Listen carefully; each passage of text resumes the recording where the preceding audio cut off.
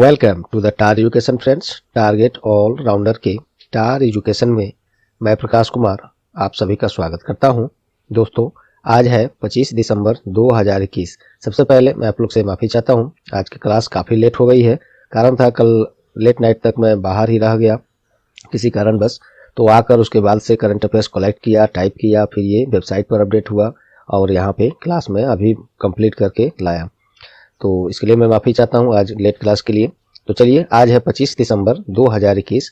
देखेंगे अब तक के सभी महत्वपूर्ण करंट अफेयर्स जो आपके आगामी सभी परीक्षाओं के लिए अति महत्वपूर्ण होंगे। साथ में देखेंगे ये सभी एक्स्ट्रा फैक्ट्स, स्टैटिक्स जो आपको औरों से आगे रखेगा।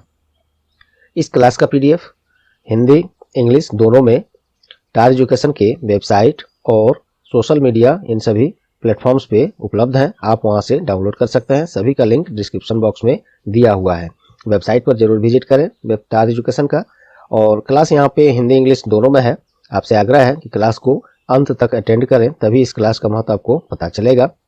और क्लास परीक्षा उपयोगी लगे तो प्लीज़ वीडियो को लाइक कर दें, ज़्यादा से ज़्यादा शेयर करके टार एजुकेशन का सहयोग करें। और चैनल पर आप नए हैं या चैनल को अब तक सब्सक्राइब नहीं किया है तो अभी सब्सक्राइब बटन दबा दें, और पहले से सब्सक्राइब कर लिए हैं तो आपको कुछ नहीं करना। बहुत बहुत धन्यवाद। तो चलिए बिना देर किए शुरू करते हैं आज का क्लास। पहला प्रश्न है, which country has recently one Saif under 19 women's championship 2021। हाल ही में सैफ अंडर 19 वीमेंस चैंपियनशिप 2021 किस देश ने जीता है? तो ये जीता है बांग्लादेश। ये बात हो रही है वीमेंस का, जो महिला वर्ग का ये खिताब होता है, सैफ अंडर 19 वीमेंस चैंपियनशिप, महिलाओं का जो चैंपियनशिप है उसकी। तो उसमें जीता है बांग्लादेश। सैफ का फुल फॉर्म देखिए क्या होता है, तो south Asian football federation championship. और इसके बारे में देखते हैं, दक्षिण एशियाई, इसको हिंदी में भी बोलते हैं दक्षिण एशियाई फुटबॉल महासंघ चैंपियनशिप, जिसे आमतौर पर वही सैफ बोलते हैं, सैफ चैंपियनशिप के रूप में जाना जाता है। और सैफ अंडर 19 वीमेंस चैंपियनशिप 2021 जिसकी बात इस प्रश्न में हो रही है, का आयोजन कहाँ हुआ था? तो बांग्लादेश के ढाका में। तो आपको वेन्यू से संबंधित पूछा जाता है कि ये चीज़ कहाँ आयोजित हुआ था, कहाँ हुआ था ये, तो इस पॉइंट को भी आप ध्यान रखेंगे। और इस चैंपियनशिप में के फाइनल मुकाबले में बांग्लादेश की टीम ने भारतीय महिला टीम को हराकर यह खिताब जीता है। अखिल भारतीय फुटबॉल महासंघ की घोषणा के अनुसार, ये अलग से मैं आपको एक पॉइंट बता दे रहा हूँ, अखिल भारतीय फुटबॉल महासंघ, चूंकि ये फुटबॉल से संबंधित टूर्नामेंट है तो कुछ महत्वपूर्ण बातें मुझे नोट में था तो दे दिया हूँ। तो इसके अनुसार अंडर 19 सैफ चैंपियनशिप 2022, ये वाला अभी तो प्रश्न में 2021 की बात हुई है 2021, ये अब जो 2022 में अंडर 19 सैफ चैंपियनशिप 2022 होगा उसका मेजबानी अपना देश भारत करेगा। तो ये वेरी इंपॉर्टेंट है, ये पूछ सकता है एग्जाम्स में आपसे। और वही भारत के द्वारा जो है 3 से 14 मार्च 2022 तक वीमेंस अंडर, या हिंदी में इसको बोलेंगे महिला अंडर 8, इंग्लिश में ही बोलो यार, वीमेंस अंडर 18 सैफ चैंपियनशिप 2022 या 2022, इसको 25 जुलाई से 3 अगस्त तक, फिर से इसको देख लो यारो, 3 से 14 मार्च 2022 तक महिला under 18 Saif championship 2022, Hindi English दोनों मिलाकर इसमें बोलना पड़ रहा है, सॉरी। और 25 जुलाई से 3 अगस्त तक अंडर 19 सैफ चैंपियनशिप 2022 की मेजबानी ये भारत के द्वारा किया जाएगा। तो ये दोनों पॉइंट अलग से था, इस प्रश्न से संबंधित था, इसलिए मैं दे दिया हूँ आपको। 2-4 रोज पहले की ये पॉइंट्स हैं तो मैं यहाँ दे दिया हूँ, इसको भी आप ध्यान में रखेंगे। वेन्यू से संबंधित प्रश्न है। अब आइए ऑप्शन से देखते हैं हम लोग। ऑप्शन से बहुत कुछ मिलेगा आपको, ध्यान से सुनिएगा। ऑस्ट्रेलिया क्यों न्यूज में रहा है? तो ऑस्ट्रेलिया देखिए, T20, अभी जो T20 क्रिकेट वर्ल्ड कप अभी हाल ही में हुआ है, वो कौन देश जीता है फाइनल मुकाबला? ये ऑस्ट्रेलिया ने ही जीता है। किसे हराकर जीता है? तो फाइनल मुकाबले में न्यूजीलैंड को हराकर ये ऑस्ट्रेलिया जो है T20 क्रिकेट वर्ल्ड कप 2021 का जीता है। और T20 वर्ल्ड कप 2021 ये 2021 में जो हुआ है, ये कहाँ पे आयोजित किया गया था? तो यूएई में, संयुक्त अरब अमीरात, या इंग्लिश में यूनाइटेड अरब इमिरेट्स, यहाँ पे इसका आयोजन हुआ था। तो वेन्यू भी आपको क्लियर हो गया। और इसमें क्या बताया जा सकता है? हाँ, एक चीज़ और बता सकते हैं कि इसमें भारत जब खेल रहा था तो सेमीफाइनल में भी इंडिया नहीं पहुंच पाया था। इवन पाकिस्तान से भी एक मैच हार गया था, वहाँ पे भी जीता रहा था तो आगे चांसेस ज़्यादा हो जाते। तो ये सब रही इससे संबंधित। उम्मीद करता हूँ इसमें आपको काफ़ी अच्छे फैक्ट्स मिले, ये आपको उम्मीद करता हूँ पसंद आया होगा। चलिए, मलेशिया क्यों न्यूज में रहा है? तो अच्छा, ऑस्ट्रेलिया का राजधानी कहाँ है? तो कैनबरा है, कैनबरा। ऑस्ट्रेलिया का मुद्रा क्या है? ऑस्ट्रेलियन डॉलर है। और वहाँ के प्रधानमंत्री कौन है? Scott Morrison, Morrison. चलिए, मलेशिया क्यों न्यूज में रहा है? तो हाल ही में एशियन टीम स्क्वैश चैंपियनशिप 2021 का पुरुष वर्ग का खिताब किस देश ने जीता है? तो यही मलेशिया ने जीता है। Asian team squash championship 2021 Malaysia ने जीता है। और इस खेल का आयोजन मलेशिया के कुआलालंपुर में ही किया गया था। वेन्यू भी क्लियर हो गया। मलेशिया की राजधानी कहाँ है? कुआलालंपुर है। मुद्रा वहां पे क्या चलता है? तो रिंगिट, रिंगिट, ये वहां पे मुद्रा चलता है। चलिए, चाइना क्यों न्यूज में रहा है? तो चाइना से भी संबंधित देख लेते हैं। हाल ही में चाइना में हो रहे मानवाधिकार के हनन के कारण वहां आयोजित होने वाले जो विंटर ओलंपिक 2022 होने वाला है, इससे अनेकों देश, जैसे कि खास तौर पर बात करें तो यूएसए भी, अमेरिका भी और सहित अन्य बड़े बड़े देश इस खेल में जो चाइना में आयोजित होने वाला है इसमें शामिल नहीं होने का फैसला किया है। क्यों? तो चाइना में मानवाधिकार के लगातार हो रहे हनन के कारण, तो इसलिए ये चाइना न्यूज में रहा है। तो आपको यहाँ से ये पता चला विंटर ओलंपिक 2022 जो है चाइना में होगा और इसी से अमेरिका सहित अन्य बड़े बड़े देश जैसे United kingdom, Canada, Australia, New Zealand ऐसे देश नहीं शामिल होने का फैसला किए हैं। तो इसलिए चाइना भी न्यूज में रहा है। चाइना की राजधानी बीजिंग है और वहाँ पे मुद्रा युआन या रेनबिन चलती है और राष्ट्रपति वहाँ पे कौन है? सी जिनपिंग है। चलिए, अगला चलते हैं दूसरा प्रश्न पे। दूसरा प्रश्न है, क्रिकेट खेल के इतिहास में 100 बार टेस्ट क्रिकेट में नॉट आउट रहने वाले कौन पहले बल्लेबाज बन गए हैं? वेरी इंपॉर्टेंट, ये भी है क्रिकेट से संबंधित प्रश्न। तो क्रिकेट के इतिहास में 100 बार टेस्ट क्रिकेट में नॉट आउट रहने वाले सबसे पहले खिलाड़ी कौन बन गए हैं? तो ये बन गए हैं जेम्स एंडरसन, जेम्स एंडरसन। ये कहाँ के खिलाड़ी हैं? तो ये इंग्लैंड क्रिकेट टीम के जाने माने बल्लेबाज हैं, यहाँ मैंने दे दिया है। और चलिए, क्रिकेट से संबंधित बातें हो रही हैं तो हम लोग आईसीसी के बारे में देख लेते हैं। आईसीसी जो कि अंतर्राष्ट्रीय स्तर पर सभी क्रिकेट खेलों का आयोजन कराता है। इसका फुल फॉर्म होता है इंटरनेशनल क्रिकेट काउंसिल। हेडक्वार्टर इसका यूएई के दुबई में है और इसकी स्थापना 15 जून 1909 में इसके चेयरमैन ग्रेग बार्कले हैं और सीईओ कौन है? जियोफ एलार्डिस। चलिए, अब बाकी ऑप्शन देखते हैं, यहाँ से बहुत कुछ मिलेगा, ध्यान से सुनिएगा। विराट कोहली क्यों न्यूज में रहे हैं? तो क्रिकेट खेल के सभी प्रारूपों में, क्रिकेट खेल के सभी प्रारूपों से मेरा मतलब है जैसे वनडे जो होता है ओडीआई, वनडे, टेस्ट, T20, ये सब जो खेल क्रिकेट का प्रारूप होता है सभी में 50-50, मतलब सभी प्रारूपों में जो है 50-50 अंतर्राष्ट्रीय मैच जिताने वाले पहले कैप्टन बन गए हैं कौन? तो ये विराट कोहली के नाम ये रिकॉर्ड बन गया है। सभी खेल प्रारूपों में क्रिकेट का एटलीस्ट 50-50 जीत दर्ज कराने वाले के पहले कप्तान बन गए हैं कौन? विराट कोहली। ये अपने इंडियन क्रिकेट टीम के कप्तान हैं।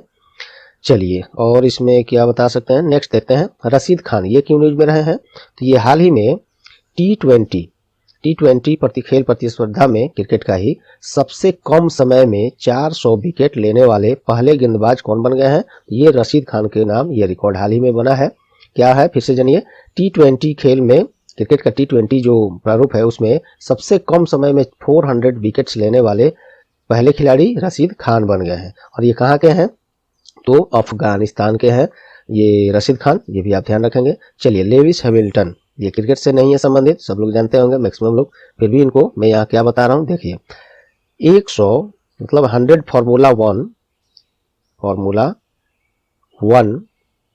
ग्रैंड प्रिक्स जीतने वाला पहला फार्मूला 1 ड्राइवर कौन बन गया है? तो लेविस, हिंदी में इसको लुइस बोलते हैं, इंग्लिश में लेविस लिखते हैं। तो लुइस हैमिल्टन ये बन गए हैं लगातार नहीं, मतलब 100 फार्मूला 1 ग्रैंड प्रिक्स जीतने वाले पहले racing driver, formula 1 racing driver कौन बन गए हैं? Lewis Hamilton. लुइस हैमिल्टन कहाँ के हैं? तो ये ब्रिटेन से मर्सिडीज गाड़ी के जाने माने रेसिंग ड्राइवर हैं। ठीक है, उम्मीद करता हूँ आपको अभी तक पहले और दूसरे प्रश्न से काफ़ी कुछ सीखने को एक्स्ट्रा, वो भी चूंकि ये करंट अफेयर का क्लास है ना, तो करंट अफेयर से ही मैं आपको और कुछ स्टैटिक्स एक्स्ट्रा फैक्ट जितने संभव हैं, जरूरी हैं, वो मैं देने का पूरा प्रयास कर रहा हूँ। और मुझे पूरा विश्वास है कि ये मेरा प्रयास आप लोग को पसंद आ रही होंगी। यदि हाँ तो कमेंट में इसको जरूर बताएं, या कुछ और इसमें बदलाव चाहते हैं तो वो भी बताएं। चलिए तीसरा प्रश्न देखते हैं। हाल ही में किस दिन राष्ट्रीय उपभोक्ता दिवस मनाया गया है? On which day national consumer day has been celebrated recently? तो ये मनाया गया है 24 दिसंबर को, राष्ट्रीय उपभोक्ता दिवस का विषय इस बार 2021 में क्या रहा है? तो प्लास्टिक प्रदूषण से निपटना।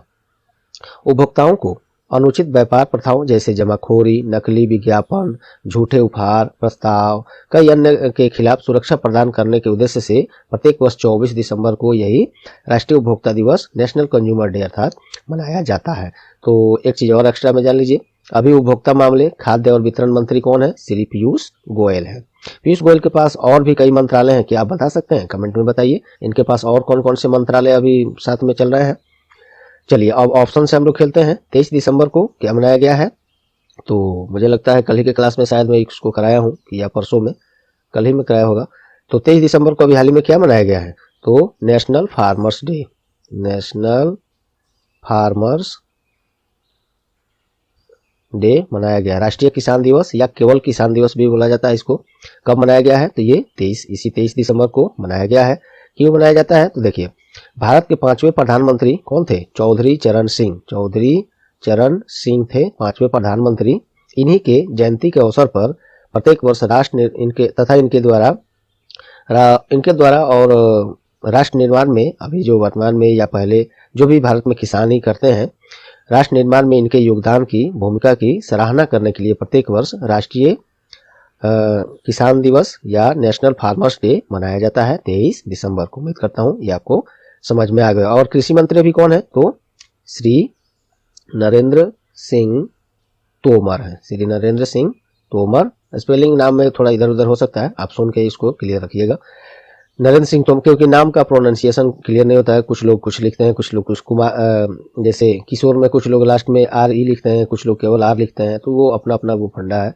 तो केंद्रीय कृषि मंत्री अभी कौन है? श्री नरेंद्र सिंह तोमर। इनका निर्वाचन क्षेत्र क्या है? तो मध्य प्रदेश का मुरैना इनका निर्वाचन क्षेत्र है। लोकसभा सदस्य हैं, राज्यसभा सदस्य नहीं है। राज्यसभा सदस्य में निर्मला सीतारमन है, जो कर्नाटक से प्रतिनिधित्व करती हैं। चलिए सभी आगे, एक आज ही हो सकता है या कल में, जितने भी मिनिस्टर्स हैं कैबिनेट में, मंत्रालय में, उनकी पूरी डिटेल्स के साथ मैं हो सकता है वीडियो डालूंगा। और एक चीज और बता दूं, नोबेल पुरस्कार 2021 जो वितरण हो चुका है, सब अनाउंसमेंट हो चुका है वो, और नोबेल पुरस्कार से संबंधित पूरे हिस्ट्री में जितने महत्वपूर्ण पॉइंट्स बने हैं, उसके पूरा हिस्ट्री से लेकर और प्रेजेंट 2021 तक का एक मैंने आर्टिकल वेबसाइट पर भी लिख दिया है और यूट्यूब पर भी अपलोड मैंने कर दिया है। आप इसको जरूर देखिए। इसका लिंक आज मैं यहाँ पे आई बटन में ऊपर दे दूंगा, वहां से भी देख लीजिएगा। चलिए, या विजिट करके चैनल पर। अगला ऑप्शन देखते हैं। 10 दिसंबर को हाल ही में क्या मनाया गया है? तो अंतर्राष्ट्रीय मानवाधिकार दिवस मनाया गया है। कब? 10 दिसंबर को। इसका थीम रहा था इस बार 2021 में इक्वालिटीज रिड्यूसिंग, लिख देता हूं इसको, इक्वालिटी केवल लिटीज नहीं, इक्वालिटी रिड्यूसिंग इनइक्वालिटीज,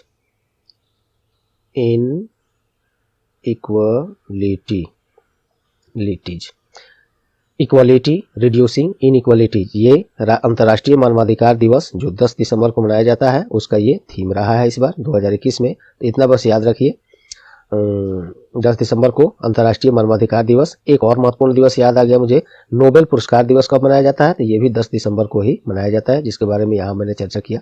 चलिए, 22 दिसंबर को हाल ही में क्या मनाया गया है? तो हाल ही में ये 1-2 रोज पहले क्लास में मैंने कराया है, मुझे उम्मीद है कि याद होगा आप लोग को। तो नेशनल मैथमेटिक्स डे कब मनाया गया है? तो 22 दिसंबर को। राष्ट्रीय गणित दिवस कब मनाया गया है? 22 दिसंबर को। महान भारतीय गणितज्ञ कौन थे? श्रीनिवास रामानुजन। इन्हीं के जन्म दिवस पर राष्ट्रीय गणित दिवस प्रत्येक वर्ष 22 दिसंबर को मनाया जाता है। इनका एक महत्वपूर्ण उपलब्धि है कि ये मात्र 12 वर्ष की आयु में त्रिकोणमिति में महारत हासिल कर लिए थे, वो भी किसी एडिशनल सपोर्ट क्लास ये सब के।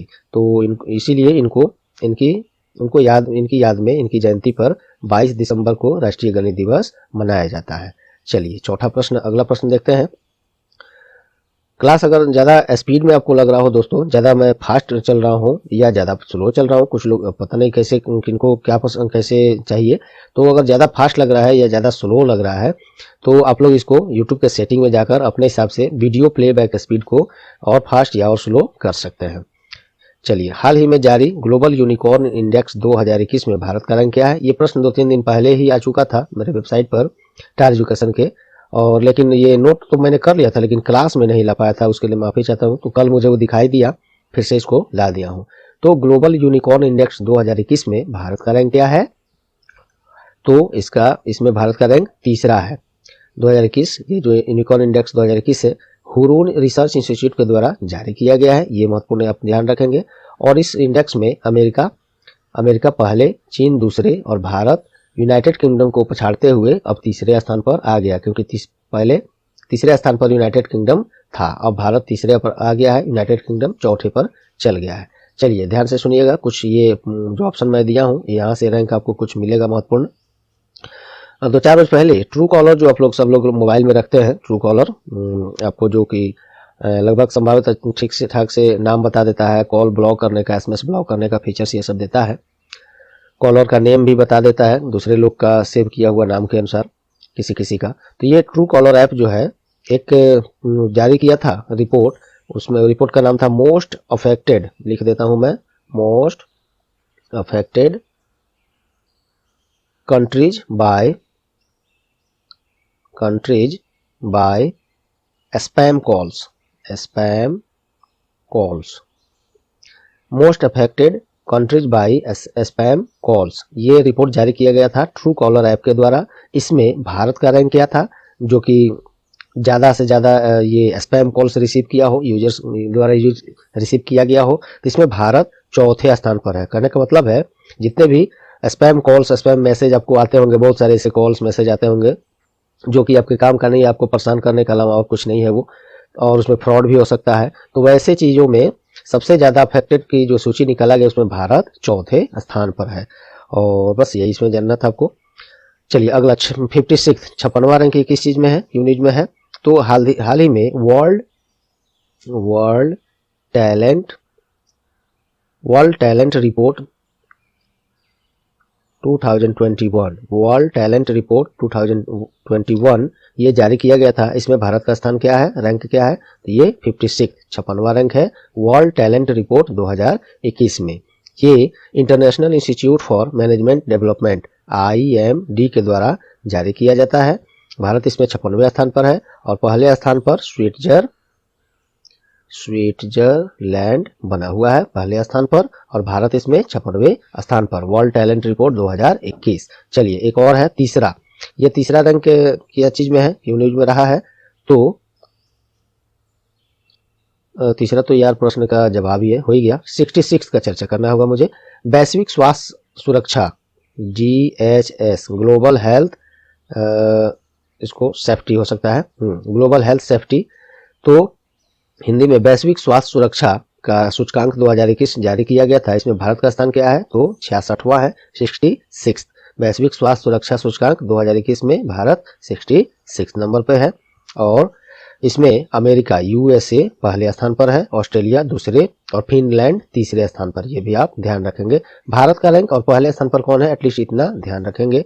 और इसमें बात करें इसी में वैश्विक स्वास्थ्य सुरक्षा सूचकांक 2021 में, इसमें सबसे नीचे, जिसे हम लोग आमतौर पर दोस्तों में के बीच नीचे से टॉप करना कहते हैं तो इसमें सबसे खराब प्रदर्शन करते हुए सोमालिया 195वें स्थान पर सबसे नीचे है। ठीक है, उम्मीद करता हूँ यहाँ तक आपको पसंद आई होंगी, परीक्षा उपयोगी लगी होंगी। दोस्तों आप लोग, हम जितना एफर्ट्स लगा रहे हैं, मेहनत कर रहे हैं आप लोग के लिए करंट अफेयर की इस क्लास में, अब तक अभी तक मात्र 4 क्लास आपने देखा और इतना लंबा क्लास हो चुका। आपने क्या क्या पाया, कितना महत्वपूर्ण चीज पाया, ये आप ध्यान दिए होंगे, और इसके लिए कितना समय, कितना एफर्ट्स इसी डाटा संबंधित डाटा कलेक्ट करने में लगा होगा। आप एक कंपटीटर है, कंपटीशन की तैयारी कर रहे हैं, समझ सकते हैं कितनी मेहनत इसमें इतना ही दूर में लगा होगा। तो इसके लिए बस आपसे हमको और कुछ तो नहीं चाहिए, बस आपका सहयोग चाहिए इतना कि क्लास को ज़्यादा से ज़्यादा अपने ग्रुप्स में, अन्य जो भी जहाँ तक आपकी पहुँच है सोशल मीडिया ऐप, और या जहाँ भी कुछ लोग सोशल मीडिया ऐप स्ट्रिक्ट रूप से ये यूज नहीं करते हैं, वो अच्छी बात भी है। तो आप दोस्तों से मिलते हैं वहाँ शेयर कीजिए, गिटार एजुकेशन का ये है, पर्सनली भेजिए। और जैसे भी हो, जितना पहुँच हो आपको 1 से 2 मिनट आप दीजिएगा गिटार एजुकेशन के क्लासेज को आप शेयर कीजिए, ताकि हम लोग का फैमिली और बढ़े और हम लोग ये जो क्लास अभी जिस रूप में दे रहे हैं इससे भी बेहतर करने के लिए और उत्साहित हों और अच्छा आपके लिए करें। चलिए, तो इसीलिए अब देखिए मैंने आज एक तो लेट हुआ था, शुरू में ही मैंने सॉरी बोल के क्लास को आगे बढ़ाया, लेट भी हुआ था और इस तरह से भी थोड़ा मनोबल आप लोग का सपोर्ट नहीं मिल रहा है तो टूट रहा है। तो 4 ही क्वेश्चन को एमसीक्यू फॉर्म में आज फॉर्म किया हूँ, लेट होने के कारण भी और ये सभी कारण भी। चलिए, यहाँ से महत्वपूर्ण अभी प्रश्न और हैं, आप बने रहें। एक्स्ट्रा फैक्ट के साथ हम लोग ये वन लाइनर में देख लेते हैं। नेक्स्ट है, हाल ही में एशियाई चैंपियंस ट्रॉफी पुरुष हॉकी टूर्नामेंट 2021 किस देश ने जीता है? तो ये साउथ कोरिया ने जीता है। एशियाई चैंपियंस ट्रॉफी पुरुष हॉकी टूर्नामेंट 2021 है। इसके फाइनल मुकाबले में साउथ कोरिया जो है जापान को हराकर जीत लिया है ये खिताब। और देखते हैं इसके बारे में। ये जो पुरुष हॉकी टीम टूर्नामेंट 2021 हुआ है एशियाई चैंपियंस का आयोजन कहाँ हुआ था? बांग्लादेश के ढाका में, ये महत्वपूर्ण है। और इसी में भारत पाकिस्तान को हराकर तीसरे स्थान पर रहा है और तीसरे स्थान पर रहने के कारण कांस्य पदक जीत लिया है। चलिए, और अंतर्राष्ट्रीय स्तर पर हॉकी खेल का आयोजन कौन कराता है? तो FIH कराता है। इसके बारे में जान लीजिए। International hockey federation, full form इसका, स्थापना 7 जनवरी 1924, हेडक्वार्टर लॉजन स्विट्जरलैंड में है। प्रेसिडेंट नरेंद्र ध्रुव बत्रा हैं जो अपने भारत से हैं। चलिए, अगला प्रश्न है, हाल ही में किस भारतीय प्रयोगशाला को विश्व डोपिंग रोधी एजेंसी, जिसे शॉर्ट में वाडा कहते हैं, से पुनः मान्यता मिल गया है? किस भारतीय लेबोरेटरी को, प्रयोगशाला को? तो ये है, अरे यार इसका आंसर कहाँ गया, यही होगा इसका आंसर, ऑप्शन यहाँ पे देने, यहाँ पे कर दिया हूं मैं। ये है नेशनल डोप टेस्टिंग लेबोरेटरी, अर्थात राष्ट्रीय डोप परीक्षण प्रयोगशाला, NDTL ऑप्शन में यहाँ मैं देता अगर देता तो। इसी को विश्व डोपिंग रोधी एजेंसी वाडा से पुनः मान्यता प्राप्त हो गया। पहले इसको मान्यता को वाडा नहीं दे रहा था, फेल कर दिया था। तो ये क्या है देखिए, डोपिंग टेस्ट क्या होता है एक्चुअली में? जो भी खिलाड़ी हैं खेल से संबंधित, जो भी अपने देश में या विदेशों में, दूसरे देशों में भी हैं, उनको कुछ दवाइयाँ, कुछ खाद्य पदार्थ जो है प्रतिबंधित रहता है दोस्तों, कि वो उनको यूज नहीं करना है। क्योंकि वो कुछ लोग, कुछ प्लेयर्स, कुछ खिलाड़ी यूज कर लेते हैं अपनी प्रतिरोधक क्षमता, अपनी एस्टीमा बढ़ाने के लिए, जो कि खेल के नियमों के अनुसार का वो उल्लंघन है। और तो इसी को रोकने के लिए विश्व स्तर पर ये एक संस्था है वाडा, इसके बारे में यहाँ दिया हूँ, पहले इसी को देख लीजिए। वाडा मतलब फुल फॉर्म क्या है इसका? World anti doping agency. इसका स्थापना 10 नवंबर 1999 में, हेडक्वार्टर मॉन्ट्रियल जो कि कनाडा के क्यूबेक में है, और प्रेसिडेंट इसके विटोल्ड बारिका है। तो ये प्रतिबंधक जो भी दवाइयां हैं, खाद्य पदार्थ हैं, उसको रोक लगाने के लिए काम करता है वाडा। इसी काम का, सेम यही काम जो विश्व स्तर पर होता है, इसी काम को करने के लिए अपने भारत में भी एक संस्था है, इसका नाम है नाडा। ये है वाडा, ये है नाडा। यहाँ N का मतलब नेशनल है, यहाँ W एक अलग है तो वो वर्ल्ड है। ठीक है, आसान है। चलिए, तो नाडा जो अपना भारत में यही काम ये अपना नाडा करता है, तो अपने केवल भारत के लिए करता है। नेशनल एंटी डोपिंग एजेंसी ये भी वही काम करता है, रोकता है खिलाड़ियों को प्रतिबंधित दवाओं और खाद्य पदार्थों के सेवन से। इसकी स्थापना 2005 में, हेडक्वार्टर नई दिल्ली है। चेयरपर्सन, इसके चेयरमैन कौन है? तो चेयरमैन इसके खेल मंत्री जो भी होते हैं वही होते हैं इसके खेल मंत्री। अब बताइए कौन है? श्री अनुराग सिंह ठाकुर हैं, अनुराग सिंह ठाकुर हैं। अनुराग सिंह ठाकुर के पास कुछ और मंत्रालय हैं, बता सकते हैं तो बताइए। और नाडा के ब्रांड एम्बेसडर कौन है? वेरी इंपॉर्टेंट ये भी है। तो सुनील सेठी, अभिनेता सुनील सेठी जो है, ये है इसके ब्रांड एम्बेसडर। उम्मीद करता हूँ, देखिए ऑप्शंस यहाँ पे मैं नहीं भी लाया तो कितने कुछ आपको यहाँ पे सीखने को मिला। सॉरी। चलिए, अगला है, हाल ही में किसने 11वां राष्ट्रीय बिलियर्ड्स खिताब जीत लिया है? तो कौन जीतेगा दूसरा? यही जीतते हैं हमेशा, पंकज अडवाणी।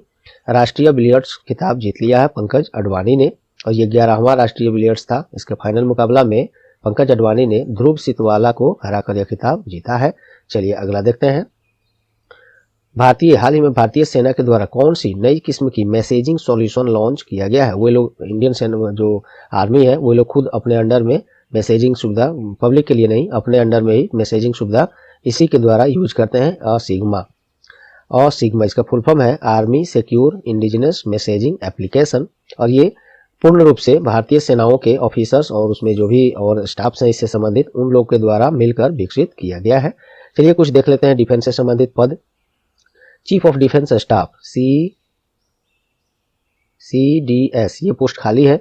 इसी 8 दिसंबर 2021 को भारत के सबसे पहले chief of defence staff CDS प्रमुख जो बिपिन रावत थे, जनरल बिपिन रावत, उनका हेलीकॉप्टर क्रैश हो गया था, उसमें उनका बहुत दर्दनाक मौत हो गया था। तो ये पोस्ट अभी खाली है दोस्तों। आर्मी स्टाफ कौन है अभी? जनरल मनोज मुकुंद नरवणे। और इन्हीं को ये जो CDS है, चीफ ऑफ डिफेंस स्टाफ, इसमें एक और सी जोड़ दीजिए, chief of defence staff committee जो है उसके चेयरमैन बनाए गए हैं ये मनोज मुकुंद नरवणे, जो कि वर्तमान में भारतीय सेना प्रमुख भी हैं। आर्मी स्टाफ यही है, चीफ ऑफ आर्मी स्टाफ। चलिए, और चीफ ऑफ एयरफोर्स अभी कौन है? भारतीय वायुसेना प्रमुख कौन है? एयर मार्शल विवेक राम चौधरी हैं अभी, इससे पहले RKS भदौरिया थे। और चीफ ऑफ नेवल स्टाफ कौन है अभी? एडमिरल R हरि कुमार, इससे पहले करमवीर कुमार थे। चलिए, उम्मीद करता हूं यहाँ तक आपको सब समझ में आए। हाल ही में अंतर्राष्ट्रीय स्कीइंग फेडरेशन FIS द्वारा आयोजित अल्पाइन स्कीइंग प्रतियोगिता में किस भारतीय स्कीइंग खिलाड़ी ने कांस्य पदक जीता है? ये कांस्य पदक देखिए दोस्तों, ये जब खेल हो रहा था, ये स्कीइंग क्या होता है समझ रहे हैं ना आप लोग? जो बर्फ के चादर जो बिछे रहते हैं, इधर सीजन चल ही रहा है बर्फ पर इस पर खड़ा होकर जो दौड़ाता है लोग स्टिक के सहारे, ये होता है स्कीइंग ये गेम। तो इसी गेम में मात्र 2 सेकेंड्स, बताइए यहाँ पे सेकेंड्स का कितना वैल्यू है। 2 सेकेंड से पीछे रह जाने के कारण ये जो अंचल ठाकुर है, ये इनको कांस्य पदक से संतुष्ट होना पड़ा है। नहीं तो 2 सेकेंड पहले लेट हो जाने के कारण मात्र ये रजत पदक से, सिल्वर मेडल से चूक गई। तो यहाँ पता चला होगा इनको, या अभी समझ सकते हैं 2 सेकेंड्स का कितना वैल्यूज है। तो भारतीय स्कीइंग खिलाड़ी ने अल्पाइन स्कीइंग प्रतियोगिता में कांस्य पदक जीता है इन्होंने। नाम क्या है? आंचल ठाकुर। बाकी ये सब इसमें वही चीज मैं दिया हूँ, पढ़िएगा। और ये क्या और रिकॉर्ड है दोस्तों, यहाँ पे मैं भूल गया इसको। देखिए, स्कीइंग प्रतियोगिता में 2 पदक जीतने वाली पहली भारतीय स्कीइंग खिलाड़ी बन गई हैं, ये भी आप ध्यान रख सकते हैं। हो सकता है एग्जामिनर का ध्यान इस बात पर पड़ जाए तो पूछ सकता है आपसे। अगला प्रश्न है, हाल ही में पेटीएम के द्वारा विदेशों से धन अंतरण अर्थात मनी ट्रांसफर करने के लिए किस वित्तीय कंपनी के साथ समझौता किया गया है? तो ये मनीग्राम क्या है? एक अमेरिकी सीमा पार पर्सन टू पर्सन या पीर टू पीर बोलते हैं इसको, भुगतान और मनी ट्रांसफर कंपनी है जो संयुक्त राज्य अमेरिका में स्थित है और इसका मुख्यालय डलास टेक्सास, अमेरिका के ही डलास के टेक्सास में स्थित है। तो मनी ट्रांसफर विदेशों से करने के लिए, शॉर्ट में जानिए, विदेशों से पैसे ट्रांसफर करने के लिए पेटीएम जो है या पेटीएम पेमेंट बैंक ये इसी ने किया है। किसके साथ समझौता किया? मनीग्राम, ये अमेरिका का ये है, ये सब मैंने अभी बताया ही। पेटीएम पेमेंट बैंक के बारे में देखिए, स्थापना 2017 में, हेडक्वार्टर नोएडा उत्तर प्रदेश में है और चेयरमैन विजय शेखर शर्मा है। चलिए दोस्तों, उम्मीद करता हूं यहाँ तक आपको ये समझ में आया होगा। क्वेश्चन ऑफ द डे देखते हैं। आज 10 ही प्रश्न इंपोर्टेंट बने हैं दोस्तों, छूटा कुछ नहीं है। आप बिल्कुल, अगर 1-2 प्रश्न अगर हो सकता है छूटा भी हो ऊपर से, नेट से, न्यूज से, मार्केट से, तो मैं आज वाले क्लास में उसको कलेक्ट कर लूंगा। लेकिन मुझे उम्मीद है कि कुछ भी छोड़ा नहीं है मैंने, रात भर सोया नहीं, लेकिन आप लोगों का क्लास को ये मैंने कंप्लीट किया है अच्छे से अच्छे चूज करने में प्रश्न। आज का क्वेश्चन ऑफ द डे देखिए, recently which state government has announced reservation in police service for transgenders? हाल ही में किस राज्य सरकार ने ट्रांसजेंडरों के लिए पुलिस सेवा में आरक्षण की घोषणा किया है? सही इसका जवाब कल ही मैं शायद इसको कराया हूँ क्लास में, कल ही कराया होगा। तो इसका जवाब काफी इजी है और प्रश्न भी काफी मस्त है। आगे प्रश्नों में एग्जाम्स में ये आ सकता है, तो इसका जवाब आप कमेंट में जरूर दें। उम्मीद करूंगा आपको याद होगा इसका जवाब। चलिए दोस्तों, तो उम्मीद करता हूं आज का क्लास आपको परीक्षा उपयोगी लगी होंगी। यदि हाँ तो प्लीज वीडियो को लाइक कर दें, ज़्यादा से ज़्यादा शेयर करके टायर एजुकेशन का सहयोग करें। और बाकी अब सहयोग करने से संबंधित ऊपर मैंने 1-2 मिनट आपका लिया ही था। आप उम्मीद करता हूँ आप वो समझेंगे, मेरी टायर एजुकेशन की मजबूरी, सहयोग करेंगे। और चैनल पर आप नए हैं या चैनल को अब तक सब्सक्राइब नहीं किए हैं तो अभी सब्सक्राइब बटन दबा दें, बेल आइकन दबा दें, जिससे कि सभी क्लास के नोटिफिकेशन आपको सबसे पहले मिले। और सब्सक्राइब और बेल बटन में दबा दिए हैं पहले से तो आपको कुछ नहीं करना। आपका बहुत बहुत धन्यवाद। चलिए, तो मिलते हैं अगले किसी महत्वपूर्ण क्लास में। तब तक के लिए goodbye, all the best.